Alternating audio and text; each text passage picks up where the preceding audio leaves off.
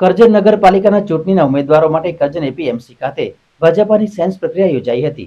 7 વોર્ડની 28 બેઠકો માટે 105 ઉમેદવારોની ઉમેદવારી નોંધાઈ હતી। આગામી સમયમાં કરજણ નગરપાલિકાની ચૂંટણી યોજાવાની હોય ત્યારે કરજણ નગરમાં રાજકીય ગરમાવો જોવા મળી રહ્યો છે। ત્યારે આજરોજ કરજણ એપીએમસી ખાતે ભાજપા દ્વારા ઉમેદવારોની પસંદગીની સેન્સ પ્રક્રિયા યોજાવાની હોય ભાજપ પ્રદેશના નિરીક્ષકોની ઉપસ્થિતિમાં સેન્સ યોજવામાં આવી હતી।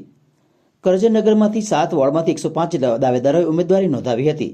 તે તમામ દાવેદારોના નામ પ્રદેશમાં મોકલવામાં આવશે અને ઉમેદવારના નામ જાહેર કરવામાં આવશે। જાનવી વ્યાસ, ગુજરાત ભાજપ પ્રદેશ મંત્રી। હાલ આખા ગુજરાતમાં જે 68 નગરપાલિકા અને 2 તાલુકા પંચાયતની જે ચૂંટણી યોજાવાની છે એ પ્રક્રિયામાં આજરોજ મારી સાથે રઘુભાઈ હુંબલ પ્રદેશ મંત્રી શ્રી, બિપિનભાઈ સિક્કા કર્ણાવતી પૂર્વ ડેપ્યુટી મેયર, અમે 3 જણ નિરીક્ષક તરીકે કરજણ નગરપાલિકાના ચૂંટણી માટે આવ્યા હતા। કુલ 105 ઉમેદવાર એ ઉમેદવારી નોંધાવી છે। કરજણ નગરપાલિકામાં 7 વોર્ડ છે અને અમારે 28 ઉમેદવારની સેન્સ પ્રક્રિયા આપવાની છે।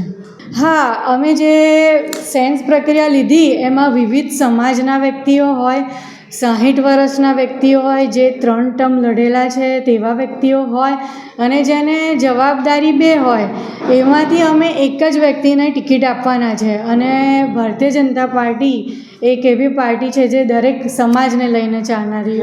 હા, 60 વર્ષની વયમર્યાદા જે હશે એને અમે ટિકિટ નહીં આપવાના।